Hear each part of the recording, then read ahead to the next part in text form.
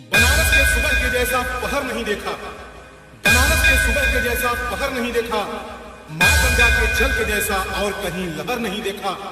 यूं तो मैं घूम आया सारी दुनिया, किंतु हे भोलेनाथ तेरे काशी के जैसा और कहीं शहर नहीं देखा।